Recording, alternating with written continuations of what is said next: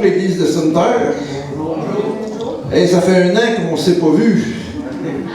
Hein? J'ai vieilli d'1 an. Et j'écoutais les chants et ça me faisait penser quand ma femme me fait de la soupe. Ouais. Parce que quand elle n'est pas là pour faire de la soupe, je suis obligé d'ouvrir une canne. Puis écouter de la musique enregistrée, c'est un peu comme ouvrir une canne. Parce que là, on peut l'ouvrir quand ça nous tente, parce qu'on n'a pas d'autre chose. Fait que que le Seigneur soit béni pour les musiciens quand ils sont là. Parce que c'est là qu'on réalise la différence entre quand il y a des musiciens et quand il n'y en a pas. Hein? Là, on dit, c'est comme quand ma femme me fait un bon repas, c'est bien différent que quand je vais être obligé de m'en préparer parce que ça n'arrive pas. Parce que je pense que je m'empoisonnerais.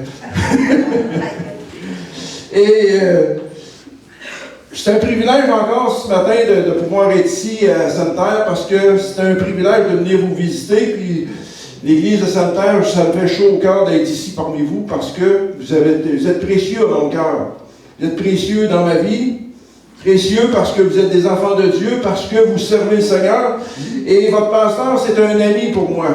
Et quand il m'a dit qu'il voulait avoir m'inviter à venir prêcher pour qu'il puisse prendre des vacances, je ne pouvais pas dire non. Parce que j'aime ça que le pasteur puisse se reposer, qu'il puisse se ressourcer, qu'il puisse avoir un temps pour lui avec sa femme, avoir un temps béni. Et c'est un privilège d'apporter la parole pour qu'il puisse être en repos. Et j'en connais pas beaucoup quand ils sont en vacances que ça va mal. Tout le monde qui sont en vacances, habituellement, sont contents, sont heureux. Et les choses qui se passent à la maison sont loin. Fait que qu'ils puissent prendre ce temps-là puis être bénis du temps qu'il a en repos, dans un beau paysage à l'extérieur de Sainte-Terre. Pas qu'il n'y a pas de beaux paysages à Sainte-Terre, il y a des très beaux paysages. Mais quand on va ailleurs, c'est un autre genre de paysage et ça nous réjouit de voir les belles choses qui se passent et qu'il y a ailleurs, les beaux, la nature, comment est-ce qu'elle est belle et comment est-ce qu'elle est différente. Et ce matin, je veux parler de la foi. Ayez foi en Dieu. Parce que Jésus a dit cette parole-là dans Marc, ayez foi en Dieu. Mais il y a un contexte dans lequel il a parlé de ça. C'est que Jésus a passé à un moment donné à un endroit, puis il a voulu manger des figues. Puis il n'y avait pas de figues. Puis il a dit jamais qu'il y ait des figues dans cet arbre-là. Par une situation, le lendemain, il repasse par là. L'arbre était séché jusqu'aux racines. Ces paroles ont eu un impact sur cet arbre-là, où sa foi qui était en action a agi. Et c'était une foi que les disciples ont vu dans un instant. Ils ont vu beaucoup de miracles, ils ont vu des guérisons, ils ont vu des personnes ressuscitées, que Jésus a ressuscité. Mais à ce moment-là, ils ont été frappés d'une situation où un arbre est séché dans l'espace d'une nuit. Le lendemain, il passe là, l'arbre est sec. Ça lui a amené à se poser des questions. Et Jésus a dit, au verset dans Marc 11, 20, il dit, le matin, en passant, les disciples virent le figuier séché jusqu'aux racines. Pierre se rappelait ce qui s'était passé, dit à Jésus, Rabbi, regarde le figuier que tu as maudit à sécher. Jésus prit la parole et leur dit, ayez foi en Dieu. Je vous le dis en vérité, si quelqu'un dit à cette montagne, ôte-toi de là et jette-toi dans la mer, et s'il ne doute point en son cœur, mais qu'il croit que ce qu'il dit arrive, il le verra s'accomplir. C'est pourquoi je vous le dis, tout ce que vous demanderez en priant, croyez que vous l'avez reçu et vous le verrez s'accomplir. Amen. Mais regardez là-dedans, il dit de ne pas douter, mais il y a une autre chose qui est bien importante, qui n'a pas dit de date.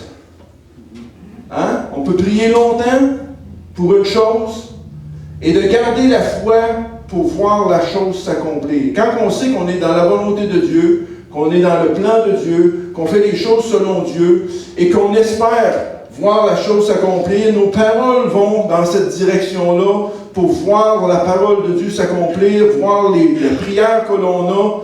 Et des fois, ce n'est pas des prières, c'est juste des désirs de nos cœurs. Parfois, on a des désirs dans notre cœur, puis à un moment donné, on désire ça. C'est comme banal, mais Dieu prend considération, puis à un moment donné, hop, la chose arrive. Parce que notre foi, Dieu a voulu l'honorer. Et il y a des gens ici que vous avez plusieurs années de vie chrétienne. Mais notre foi doit toujours être en action, toujours être active. Parce que notre foi en Jésus est toujours active. Parce qu'on est en relation avec Jésus. On est en relation avec lui parce qu'il est le Dieu Tout-Puissant. Il est le même hier, aujourd'hui, éternellement. C'est ce qu'on a lu, qu'elle a mentionné dans le passage. Et cette foi-là grandit en nous depuis le premier jour où on a cru. Et même avant qu'on croie qu'on soit né de nouveau, notre foi a commencé à se développer par rapport à ce qu'on a entendu de la parole de Dieu, par rapport à ce que les gens nous ont dit, par rapport à ce qu'il s'est passé dans nos vies, jusqu'au moment où on soit sauvé. Parce que, pour ceux qui ne me connaissent pas, moi, ça fait 40 ans que je suis sauvé, que j'ai accepté le Seigneur, que j'ai été baptisé du Saint-Esprit. Pour les gens qui ne me connaissent pas, c'est qui lui? Qu'est-ce qu'il fait? Pourquoi il nous prêche ce matin? Ben, ça fait quelques années, 40 ans, je pense, que je suis sauvé.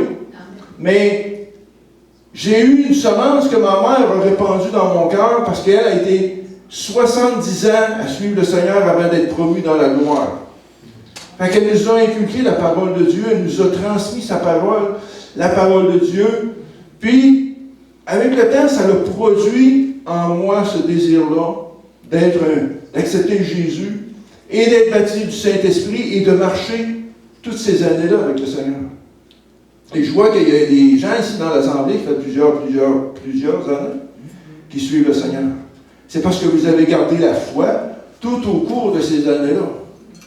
Parce que vous avez cette foi-là en Dieu. Ayez foi en Dieu. C'est d'avoir foi en Dieu. Parce que les gens, ils se font poser des questions, mais des fois, j'écoutais en m'en venant hier soir sur la route avec quelqu'un, pratiquement dans toutes les entrevues où il y a des gens connus qui se font interroger, ils lui demandent s'ils ont une espérance après la mort. Puis, dans tous ceux que j'ai entendus, qui ne sont pas chrétiens, c'est pas mal flou qu'est-ce qu'ils ont comme espérance après la mort. Mais nous, on a quelque chose de solide. Amen. On a quelque chose de rassurant. Une police d'assurance éternelle. Que notre vie, quand elle va se terminer sur cette terre, ça va juste changer d'appartement. Un changement d'appartement, on va changer de corps, on va s'en aller dans la gloire jusqu'au moment où la résurrection va arriver. Parce qu'il ne veut pas qu'on ait une aile qui ressuscite avant les autres. Il veut que tout le monde reçoive le même cadeau en même temps, un nouveau corps glorifié. Puis il y en a un paquet de monde dans le ciel avec Jésus en attente de cette résurrection-là. Mais parce que le nombre n'est pas complet, ben il nous demande de continuer à travailler et d'avoir cette foi-là, de voir des gens sauvés. D'avoir cette foi-là, de continuer à travailler, de voir des gens qui vont accepter Jésus, qui vont être sauvés. Parce que l'enlèvement de l'Église n'est pas arrivé, ça veut dire qu'on continue à travailler. C'est ça qui est une merveille. Dieu nous demande de continuer à œuvrer. Parce qu'il y en a des fois, ils vont dire, j'ai hâte d'être enlevé, j'ai hâte de voir le Seigneur, j'ai hâte d'être dans sa présence. Ça va arriver. Mais ça va arriver quand que lui va le décider. C'est quand que lui va décider qu'on va aller à sa rencontre, que ce soit par le changement d'appartement, ou que ce soit que lui vienne nous enlever par l'enlèvement, on va avoir cette rencontre-là. Et cette fois-là, on parle ici de miracle. Mais on va aller dans Matthieu 7, 21. Parce que c'est une chose d'avoir des miracles, parce que les disciples ont vu des miracles. On a vu des miracles, puis savez-vous que le plus grand miracle que vous pouvez avoir, c'est d'avoir la vie éternelle. Amen. Ça, c'est le plus grand des miracles. Même si j'aurais un bras coupé et qu'il me pousserait un bras, c'est pas le plus grand des miracles. Parce que si je ne continue pas à persévérer dans la foi, je peux me perdre même avec un miracle comme ça. Ça commence à être important. Le miracle de la vie éternelle. chacun d'entre nous qui ont vécu cette expérience-là, c'est le miracle de la vie éternelle. Mais ici, il est arrivé quelque chose que Jésus a dit, si ça n'aurait pas été Jésus, j'aurais eu de la misère à le croire. Parce que Jésus dit des choses des fois qui sont percutantes.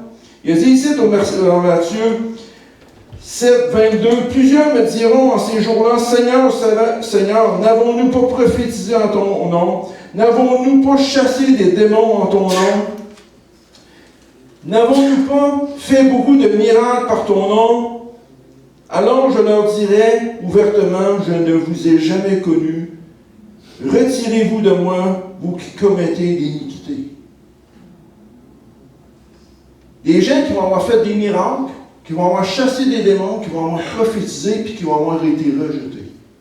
Parce qu'ils vont avoir vécu dans le péché. C'est dur à avaler, mais c'est la réalité de ce que je sais que Jésus peut nous dire.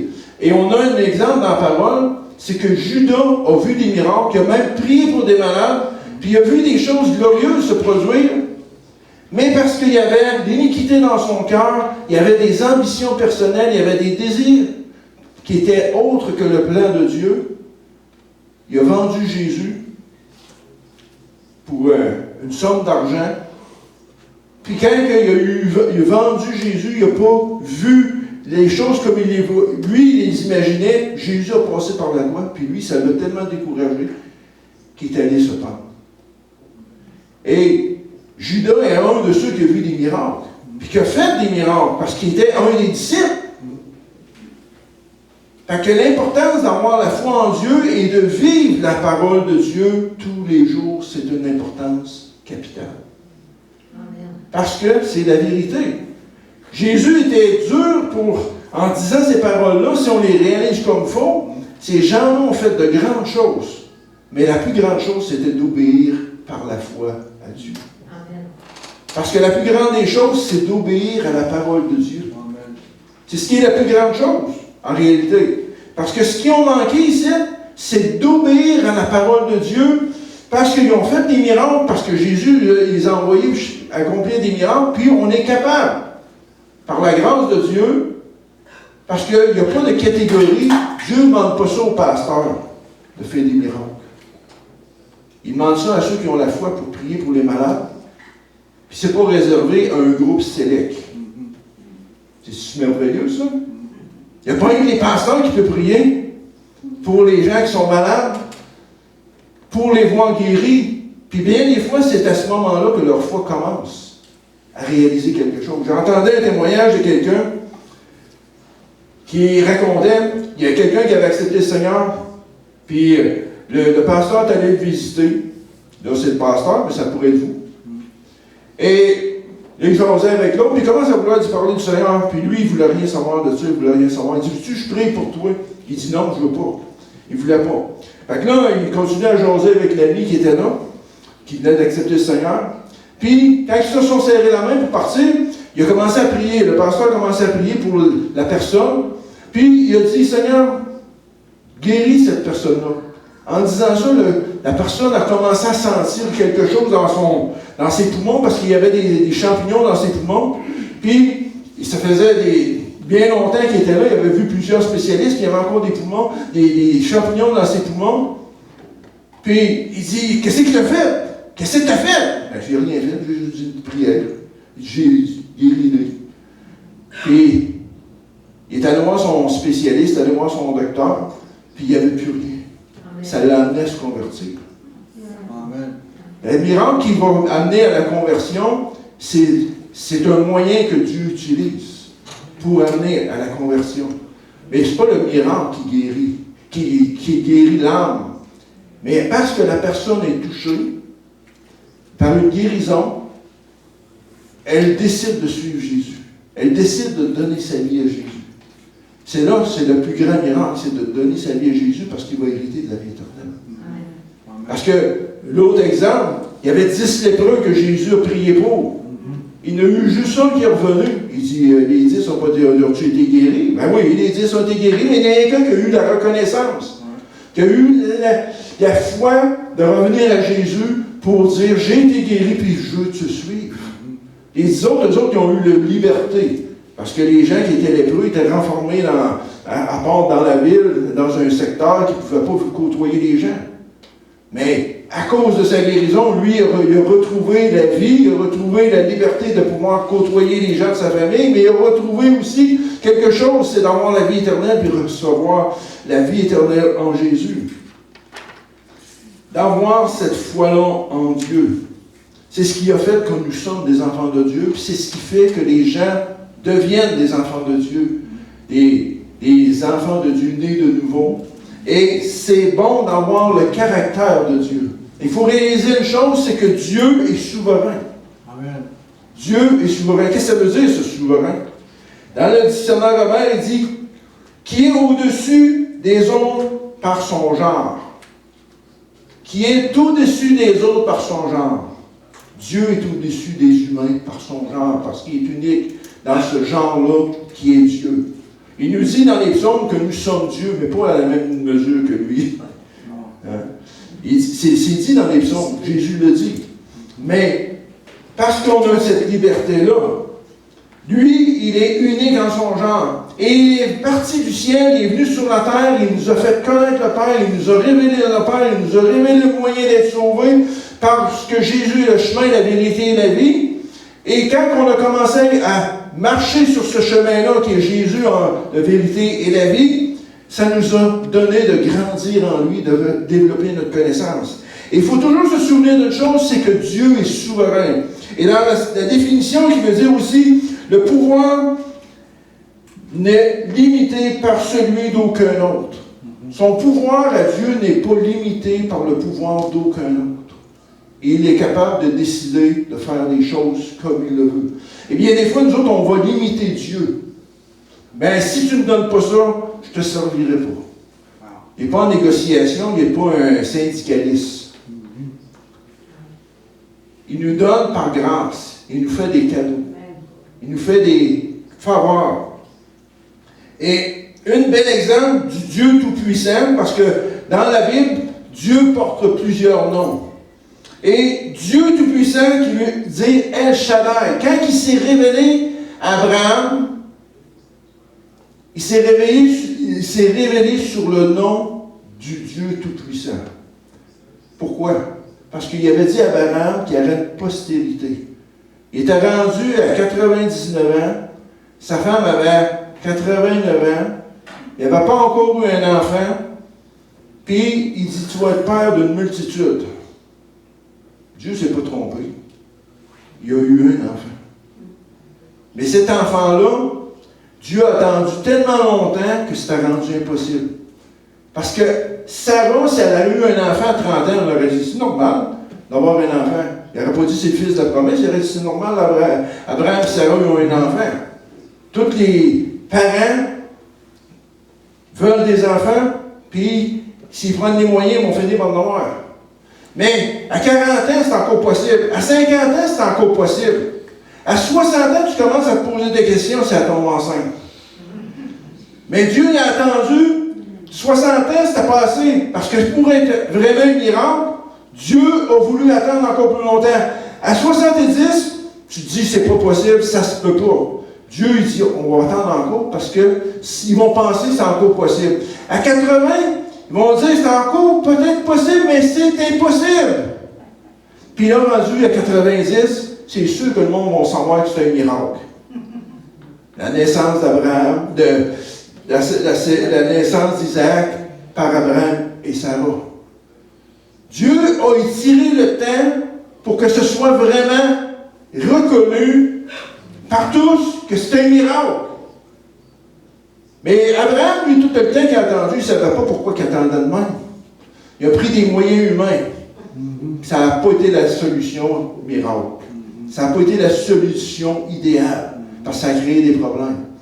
Dieu ne dit pas lui qui va être l'héritier. Tu vas en avoir un, ça va être lui l'héritier, puis tu vas être le père d'une multitude de nations. Mais Abraham a eu seulement qu'un fils, qui était le fils de la promesse. Il y a eu d'autres fils, on le sait. Mais le seul fils de la promesse, c'était Isaac. Mais il était père d'une multitude de nations. Dieu n'est pas pressé dans l'accomplissement de ses œuvres, de son œuvre. C'était un miracle reconnu par tous. Isaac, ça veut dire rire. Tout le monde va rire en sachant que Sarah est enceinte. Puis elle-même, elle riait parce qu'elle dit, vas-tu avoir encore des désirs rendu à ce stade-là? Mais c'est un miracle de la part de Dieu. Puis on parle encore de ce miracle-là parce que Dieu est le Dieu Tout-Puissant. Une chose impossible, Dieu est capable de la faire quand c'est dans son plan et dans sa volonté. Puis ça, il faut garder à notre esprit que Dieu est souverain. Ça veut dire qu'il est libre d'accomplir ce qu'il veut. C'est que moi, j'ai à me soumettre à sa volonté et à faire sa volonté. Et si c'est dans son plan, il va l'accomplir. Parce que Dieu a des plans qui sont autres que les nôtres. On va prendre un autre exemple. Avec Jacob. Pas Jacob, mais Job. Job, dans cette situation, on voit que c'est le diable qui est venu pour tenter. Il dit, si tu touches à sa vie ou à ses biens, il va te rejeter. Non. Dieu avait confiance en son serviteur. Après ça, si tu touches à sa santé, mais enlève-y pas la vie. Puis il s'est rendu au point, il ne comprenait pas Job. Mais Dieu était en train de l'instruire des choses qui nous instruit nous aussi aujourd'hui. Dieu est souverain. À un moment donné, Dieu a interrogé Job. Il dit, où t'étais quand j'ai créé ça? Où t'étais quand j'ai fait ça? Job ne peut pas répondre. Parce que là, il a réalisé que Dieu est souverain. Il fait ce qu'il veut, comme il veut, quand il veut. Puis ça, c'est une chose qu'on doit garder dans notre foi, c'est que Dieu est souverain. Il veut accomplir des choses, mais quand on est dans sa volonté, qu'on est dans son plan, qu'on est dans ce qu'il veut, Dieu peut accomplir des miracles quand c'est son plan. Il est souverain. Parce qu'il peut nous donner une parole, puis qu'on va avoir la foi, puis on va attendre. Les choses vont attendre.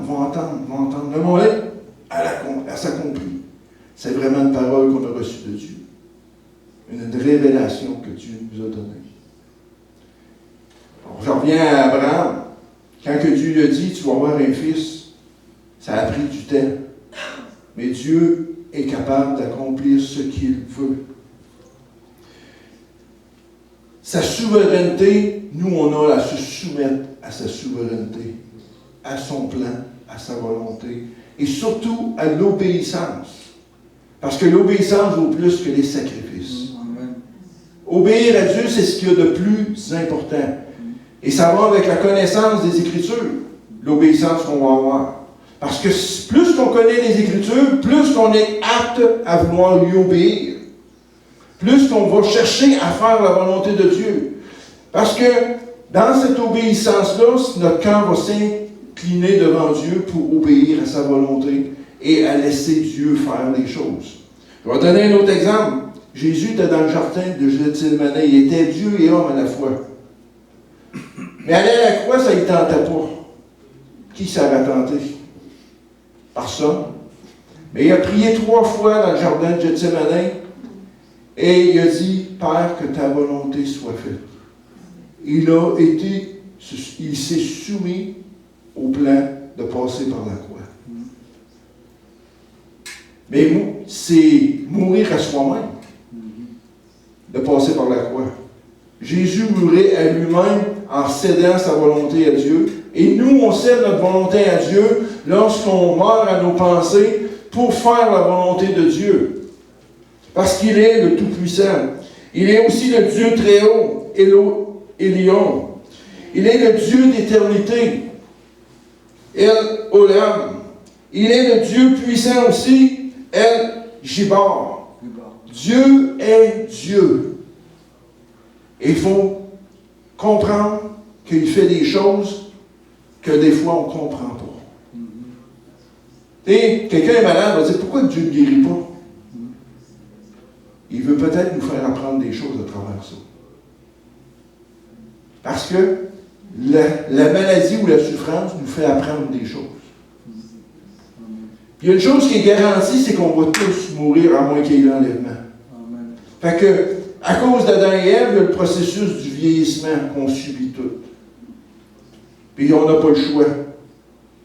Parce que le plus vieux qu'on voit dans la Bible, c'est Mathusalem, je pense que c'est 960 ans, quelques années.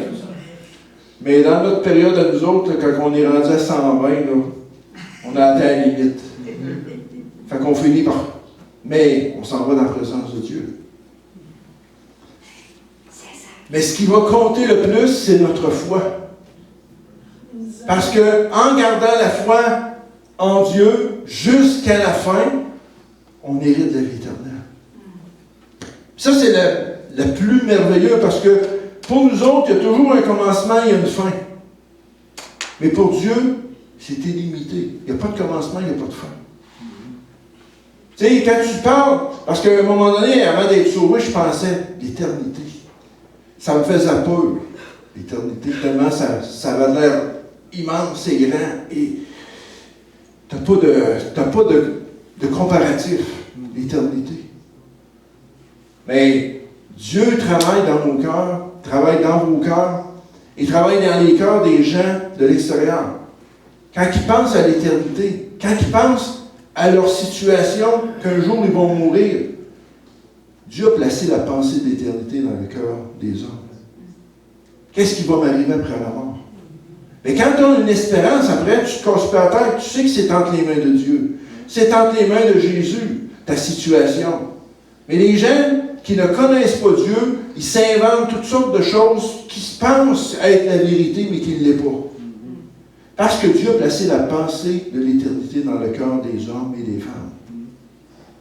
Mais ça, c'est le moyen de les amener à réfléchir qu'est-ce qui va arriver après la vie, qui va se terminer sur la terre.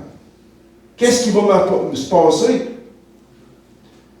Puis là, quand tu as une connaissance, une petite connaissance de Dieu, ben, ça t'amène à croire qu'il y a une éternité. Mais quand tu connais Jésus, c'est différent. Parce que lui, il habite ton cœur. Il est avec toi jusqu'à la fin, puis dans l'éternité. Il est présent. Parce que Jésus est là pour nous rassurer, nous donner une confiance, nous donner une espérance, nous rassurer que, en donnant notre vie à Jésus, on a l'assurance éternelle. Et ça, c'est merveilleux. Une police d'assurance éternelle. Tu sais, on prend toutes des polices d'assurance pour mon char, ma maison, Puis les autres, c'est si tu passes au feu, ils vont payer. Mais des fois, c'est dur de se payer. Des fois. Il y en a qui payent plus vite. Mais nous, on a l'assurance éternelle de la vie éternelle. Amen. Ça, c'est toute une assurance. Puis le gros hic là-dedans, c'est que ça ne s'achète pas. Il faut que tu donnes ton cœur à Jésus pour avoir cette assurance-là. Amen. Ça, c'est la souveraineté de Dieu. Dieu est souverain, puis il faut garder ça à l'esprit, qu'on n'a pas à négocier avec Dieu. Tu sais, il arrive des choses dans la vie, mais on n'a pas à négocier avec Dieu. Si tu me donnes ça, je vais faire ça. Si je fais ça, tu vas me donner ça.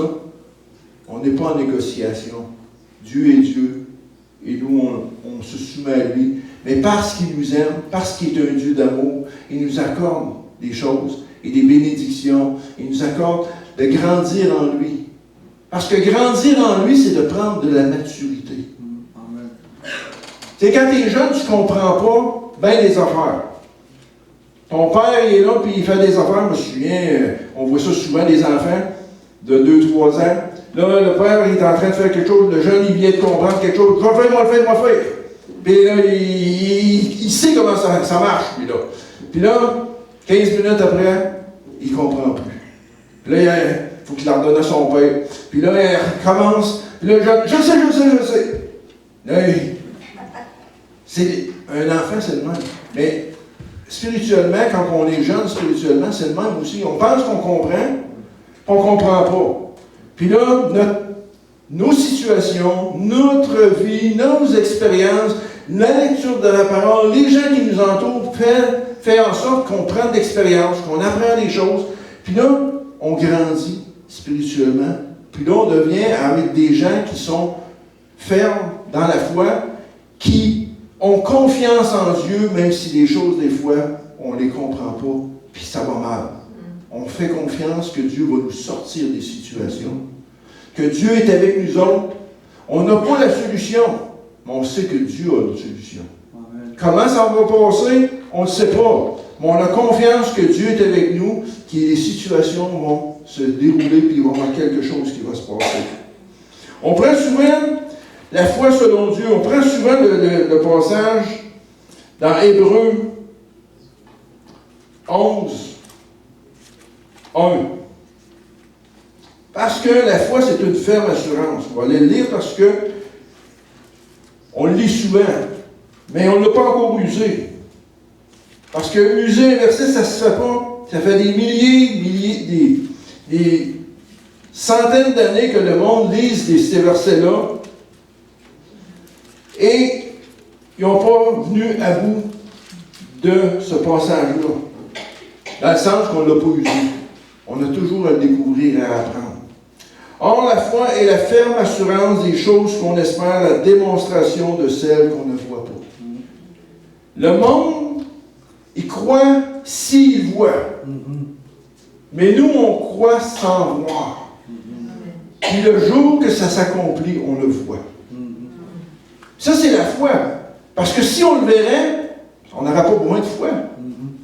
Si vous êtes malade, vous avez besoin d'une guérison, vous croyez que Dieu va vous guérir parce que vous priez pour ça. Puis si vous ne guérissez pas comme vous le pensez, parce qu'on se fait des imaginations, qu'on voudrait instantané, Dieu peut passer par un docteur. Dieu peut passer par des conseils qui vont vous donner pour vous alimenter.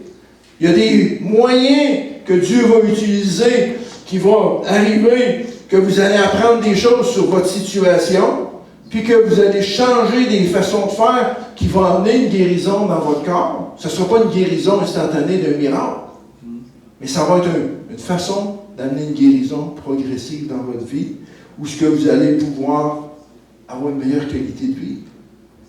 On a dans la Bible que Luc était un médecin. Jésus a pris un médecin. Ça veut dire qu'il pouvait soigner à travers cet homme-là. Et Dieu se sert souvent des médecins.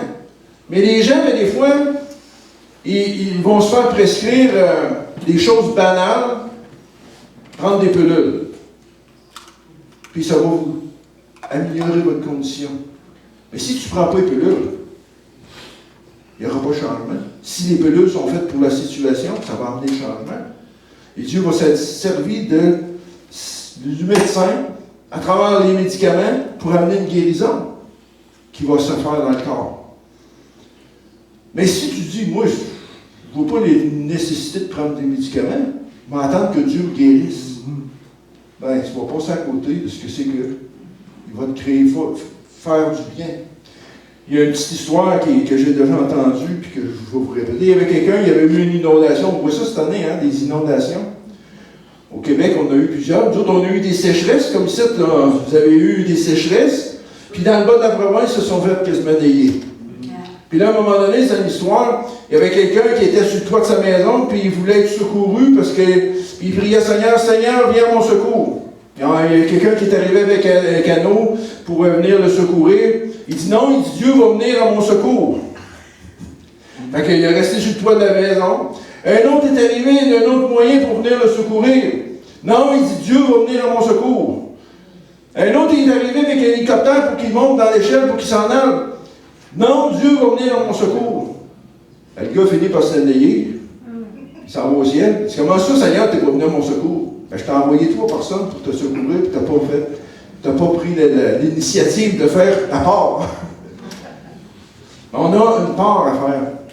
Notre foi, ayez foi en Dieu, ça ne veut pas dire de délaisser toutes les autres choses que les moyens que Dieu peut nous donner pour réussir à ce qui est lié à la bénédiction. La foi, c'est de croire et de voir. Pour les gens du monde, c'est qu'ils veulent voir. On va dire, si je vois Dieu, je vais croire. Un peu comme Thomas, mais Thomas était un croyant. Quand il a vu Jésus, puis Jésus a dit, heureux ceux qui croient sans voir. Et vous êtes de ceux qui croyez sans avoir vu. Parce que c'est de même que Dieu a choisi de fonctionner. de croire et de voir. Parce que le salut, ça ne s'explique pas. Il faut que les gens l'acceptent et, par la suite, il y a quelque chose qui se passe dans leur vie. Parce que Dieu, dans Romains 4, 17, il dit qu'il appelle les choses qui ne sont point comme s'ils étaient. On va aller dans Romains 4, 17.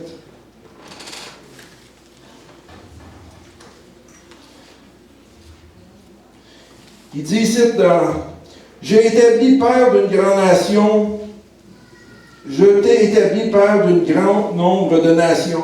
Quand que Dieu a dit à Abraham, je t'ai établi père d'un grand nombre de nations, il n'y avait pas aucune nation qu'Abraham avait faite. C'était en voie de devenir des nations. Il y a eu par la suite, on sait dans la Bible qu'on voit qu'Abraham a eu plusieurs descendants, qu'il y a eu plusieurs nations qui ont descendu de lui. Il est notre Père devant celui auquel il a cru. Parce qu'Abraham a cru. Il est le Père de la foi, et c'est la foi qui fait que nous croyons, on voit Abraham comme étant le Père de la foi, on voit que lui ici a eu des difficultés dans sa foi, parce qu'on peut tous manquer à un moment donné dans notre foi, mais Dieu nous fait grâce, il nous fait grâce, il nous fait grâce, et il veut nous ramener à croire vraiment. Parce qu'Abraham a manqué, lui aussi, quand il a dit que c'était sa sœur, au lieu de dire que c'était sa femme. Moi, en tout cas, je ne voudrais pas dire ça devant ma femme, parce que pour moi, ça ne passerait pas. Oui, c'est vrai qu'elle est la sœur d'un Seigneur, mais c'est ma femme. Mais là, Abraham lui a dit, c'est ma sœur. Mais il y avait un roi qui la convoitait. À ce moment-là, il était dans le trouble, là. Fait qu'Abraham, on voit que c'est le père de la foi, mais ça nous dit qu'il a manqué des places. Hein? Fait qu'il ne faut pas manquer aux places que lui a manqué. Puis, après ça, il dit, Dieu qui donne la vie aux morts et qui appelle les choses qui ne sont point comme si elles étaient. Ça, c'est de la foi que Dieu manifeste. Dieu appelle les choses qui ne sont point. Abraham n'avait pas encore une descendance. Il n'y avait pas encore des nations qui étaient descendants de lui. Mais Dieu dit qu'il y avait un grand nombre de nations. Ce n'était pas encore concret. Mais ça s'est concrétisé dans le temps. Dieu a du temps. Ça, il faut réaliser ça. Dieu agit dans le temps. Ça a pris du temps avant que Jésus vienne. Mais toutes les prophéties annonçaient que Jésus viendrait. Dieu agit dans le temps. Il préparait le terrain, il préparait les gens, il préparait, jusqu'à ce qu'à un moment donné, Jésus arrive. Puis ceux qui avaient été supposés le reconnaître ne l'ont pas reconnu. Voyons donc, qu'est-ce qui se passe? Ils ne comprennent rien, eux autres. Hein? Les pharisiens, les sadducéens, lisaient les Écritures, ils ne comprenaient pas. Jésus est allé voir des gars qui pêchaient, pognaient du poisson, qui sentaient mauvais. Il y avait même des percepteurs d'impôts là-dedans. Des gens que tu n'aurais pas voulu avoir dans ta gang. Jésus allait chercher ces gens-là parce qu'il voyait en quelque chose en eux autres que seul Jésus voyait le potentiel. Et vous avez un potentiel que Dieu voit en chacun de vous pour être les témoins de l'Évangile à cette terre. Par vos actions, par votre façon de vivre, et à la belle ceux qui viennent, parce qu'il ne faut pas oublier qu'il y en a qui viennent d'un petit peu plus loin, hein? Parce que, à travers les situations, Dieu manifeste sa gloire, sa puissance, et il manifeste des choses. Quand vous manifestez de la foi, les gens se posent des questions. Qu'est-ce qu'ils ont, ces gens-là? Qu'est-ce qu'ils ont, ces gens-là, dans leur cœur, parce qu'ils ont l'air d'avoir une confiance. C'est Jésus. Et on entend des nouvelles, donc on n'a pas vécu les feux de forêt. On entendait des nouvelles. Les gens étaient un peu en panique ou en désarroi de qu'est-ce qui était pour arriver. Même si on a la foi, des fois, on est en questionnement. Mais on fait confiance à Dieu parce qu'on est entre ses mains. On est entre ses mains. Puis bien, des fois, il faut déclarer des paroles de foi. Avant même de voir la chose arriver, on commence à remercier Dieu, on commence à louer le Seigneur, dire merci Seigneur, je ne comprends pas comment est-ce que la chose va se passer, je ne comprends pas ce qui va arriver, je ne comprends pas, mais Seigneur, je te fais confiance, je te remercie parce que tu vas venir à mon secours, parce que tu vas venir à mon aide, parce que tu vas faire quelque chose que je ne sais pas comment ça va se passer. Parce qu'on veut tout comprendre la même, mais Dieu fait des affaires qu'on ne comprend pas. C'est pour ça qu'il est Dieu. Il fait des affaires qu'on ne comprend pas. C'est ça qui est merveilleux avec lui. Il fait des choses qu'on ne comprend pas. Puis un coup qu'on les a compris, comment ça, je n'ai pas compris ça avant? Hein? Bien, c'est ça Dieu. C'est ça notre foi en lui. Parce qu'on a cette confiance-là en lui. Puis des fois, je vais aller sur un autre point. Qui peut faire des œuvres surnaturelles? J'ai dit ça tantôt. Qui peut prier pour les malades? Vous pouvez tous prier pour les malades. Vous pouvez tous faire des choses miraculeuses. Vous pouvez tous, parce qu'on a eu la grande commission. On va aller dans Marc. Parce que dans Marc, il nous donne un passage. Dans Marc 16, 15, chapitre 16, verset 15. On est encore dans cette commission-là, encore dans cette demande que Jésus a faite à ses disciples, parce qu'on est des disciples, il nous fait encore la même commission. Il dit, puis il leur dit, allez par tout le monde, prêchez la bonne nouvelle à toute la création. Celui qui croira et qui sera baptisé sera sauvé, mais celui qui ne croira pas sera condamné. Voici les miracles qui accompagneront ceux qui auront cru. Ça, ceux qui auront cru, c'est tous vous autres. Vous avez cru, vous croyez, vous savez, vous avez une confiance en Jésus. Voici les miracles qui accompagneront ceux qui auront cru en mon nom. Ils chasseront des démons, ils parleront de nouvelles langues, ils saisiront des serpents, ils boiront quelques breuvages mortels et il ne leur fera point de mal. Ils imposeront les mains aux malades et les malades seront guéris. Dieu va faire ces choses-là à travers nous, son corps. Parce que Dieu veut œuvrer et il veut sauver des gens. Et à travers ces moyens-là, Dieu va attirer des gens qui n'ont pas la foi, qui vont développer une foi, qui vont être délivrés de certaines choses, qui vont être délivrés de certains démons qui leur causent des problèmes. Parce que le suicide, c'est un esprit qui amène ces gens vers cette pensée-là qui veulent en finir avec leur vie. Mais bien des gens que je connais ont été sauvés parce qu'il y avait cette pensée suicidaire-là, puis que Dieu les a côtoyés, qu'il les a rencontrés, parce qu'il y a des gens qui nous ont témoigné, puis que ces gens-là ont été délivrés de cette pensée-là. Parce qu'en étant délivrés de cette pensée-là, puis qu'ils ont eu une pensée d'être sauvés, d'avoir cette libération-là en Jésus, ça fait toute la différence. Parce qu'ils ont une espérance. En pensant qu'en terminant leur vie de même, ils seraient bien, ils ne réalisent pas. Mais quand ils connaissent l'Évangile, ils réalisent que s'ils auraient passé à l'acte, ils seraient perdus pour l'éternité. Mais parce que, à travers ce moyen de détresse-là, ça les a amenés à se tourner vers Dieu, à se tourner et à être sauvés. Je connais quelqu'un qui a fait 3 tentatives. Puis il est rendu à l'hôpital à un moment donné, il y a quelqu'un qui a témoigné de l'Évangile, puis il a été sauvé, il a été libéré de cette pensée-là. Puis dans sa famille, il était le 3e à vouloir se suicider. Les 2 autres se sont suicidés, puis lui, il a fait 3 tentatives, puis Dieu avait sa main, puis il a été sauvé à l'hôpital parce que quelqu'un lui a témoigné. Aujourd'hui, il suit encore le Seigneur. Puis il témoigne encore de ce que c'est que Dieu a fait pour lui. Pourquoi? Parce que ça l'a tellement fait du bien, cette libération-là, puis de connaître Jésus, qu'il faut qu'il le dise à quelqu'un. Il faut qu'il le dise. Et notre espérance en nous, il faut le dire à quelqu'un. Et au verset 19, il dit, le Seigneur, après leur avoir parlé, fut enlevé au ciel, et il s'assit à la droite de Dieu. Et ils s'en allèrent prêcher partout. Le Seigneur travaillait avec eux et confirmait la parole par les miracles qui l'accompagnaient. Le Seigneur travaille avec nous. On est des co-ouvriers avec lui. On n'est pas seul. C'est le Seigneur qui est avec nous. Puis ça ne veut pas dire parce qu'on va prier qu'il va toujours avoir des miracles. Parce que Dieu est souverain. Il fait les choses comme il veut, quand il veut, comme il le veut. Parce que, on va vous donner encore des exemples de la parole. La Bible nous dit que Jésus n'a pas fait beaucoup de miracles à Nazareth parce que les gens ne croyaient pas. Jésus n'a pas été capable de faire beaucoup de miracles à Nazareth parce que les gens ne croyaient pas en lui. Fait qu'il y a des situations, on peut prier pour les gens et il n'y a rien qui va se passer aussi.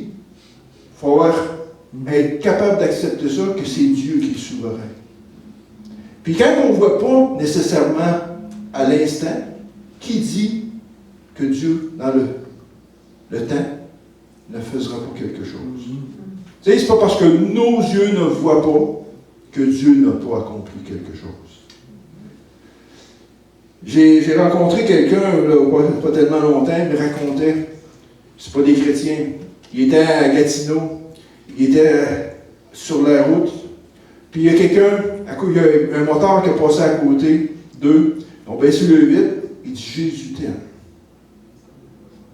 Ils ont parti à broyer, ils sont stationnés sur le côté, puis ils broyaient de juste avoir entendu cette parole-là. Le moteur, lui, il ne sait pas ce qui s'est passé.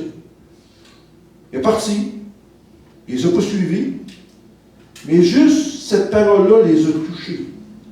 Moi, j'étais allé pour acheter quelque chose, puis je cherchais un moyen de leur parler d'Évangile. Puis la discussion a commencé à s'ouvrir pour parler de l'Évangile. Puis je voyais encore qu'ils étaient touchés. Puis là, il me raconte ça, qu'il y avait une personne qui lui avait dit, j'ai dit, Dieu est en train de vous poursuivre par des témoignages. Et par ce moteur-là, par d'autres situations. Puis là, j'ai commencé à leur témoigner de l'Évangile, puis il y avait des besoins.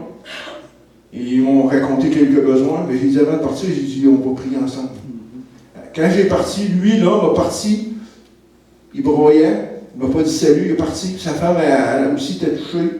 Puis, j'ai pas une nouvelle. Mais Dieu est à l'œuvre. Dieu fait des choses quand on n'est pas là. Il travaille pareil. Amen. Son esprit est là pour amener une conviction. Ça, c'est des moyens que Dieu touche pour que ces gens-là développent la foi jusqu'à ce qu'ils soient sauvés. Puis là, être sauvé, c'est naître de nouveau. Mais ça fait juste commencer la vie en étant né de nouveau. La vie du Seigneur commence là en étant né de nouveau. Après ça, ces gens-là, ils côtoient d'autres chrétiens, ils viennent à l'église, ils vivent des situations et leur foi grandit. Parce qu'on ne se développe pas tous à la même vitesse. Chez nous, j'ai deux sortes d'arbres. Il y a des cerises à graines, puis j'ai un cormier. Les cerises à graines se sont développés beaucoup plus vite que le cormier. Le cormier est encore en train de mûrir, les fruits sont encore en train de rougir au soleil. Chrétiennement, dans la vie chrétienne, c'est la même chose. Chaque arbre, chaque vie se développe à une vitesse, à des saisons, à des situations, à des événements, à toutes sortes de choses qui arrivent dans la vie des gens, qui fait qu'on apprend, qu'on grandit, qu'on développe. On passe des saisons, été, automne, hiver. Les hivers, ça c'est bien long. On est comme gelé. Mais les racines se développent dans ces temps-là. Les racines s'étendent dans ce temps-là. Notre vie spirituelle, elle se développe, mais on ne la voit pas. C'est parce que notre foi en Dieu est en train de se développer dans sa profondeur. De plus en plus. Mais tout ça, c'est la foi. Et je vais aller en terminant, on va revenir à Marc. On va juste lire Marc 11, verset 22. Jésus prit la parole et leur dit, « Ayez foi en Dieu. » Il parlait à ses disciples, mais il nous parle à nous. Il nous parle à tous, toute son Église. Ici à Sainte-Terre, toutes les églises de la région, il nous dit la même chose. Il nous dit les mêmes versets. L'Église universelle de Dieu. On soit dans d'autres pays. Ce même verset-là est là. Ayez foi en Dieu. Mais moi, ce que je trouve, c'est que foi en Dieu égale Jésus. Parce qu'on entend souvent des gens qui vont parler de Dieu, de Dieu, de Dieu. Mais Dieu est personnel à travers Jésus. C'est là qu'on les place sur le chemin, en leur prononçant. On parle de Dieu, on leur parle de Jésus, Parce que Jésus est le chemin, la vérité et la vie. Il faut qu'il embarque sur ce chemin-là pour pouvoir la vivre, cette vie-là. Il dit, je vous le dis en vérité, si quelqu'un dit à cette montagne, ôte-toi de là et jette-toi dans la mer, et qu'il ne doute point en son cœur, mais croit que ce qu'il dit arrive, il le verra s'accomplir. L'avez-vous vu bien des montagnes se jeter dans la mer? Non. Mais les situations que vous vivez, c'est des montagnes.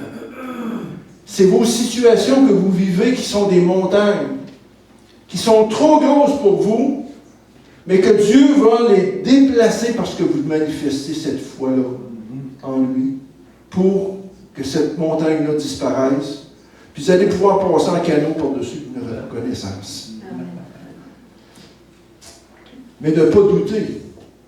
Il dit, c'est pourquoi, au verset 24, c'est pourquoi je vous le dis, tout ce que vous demandez en priant, croyez que vous l'avez déjà reçu et vous le verrez s'accomplir. Croyez. Vous avez demandé quelque chose? Croyez. Croyez. Puis commencez à remercier Dieu.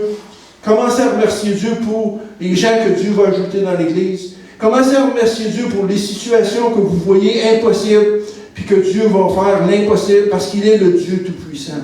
Il est le Dieu qui peut faire au-delà de ce qu'on pense, au-delà de ce qu'on peut penser, puis qu'on peut imaginer. Abraham, il voyait sa situation, avoir un fils, c'était impossible. Quand il voyait vieillir Sarah, à 70, 80, après un miracle. Puis, Abraham n'a pas fait une manigance avec Sarah, on va le jouer un Dieu, on va avoir un enfant à cet âge-là.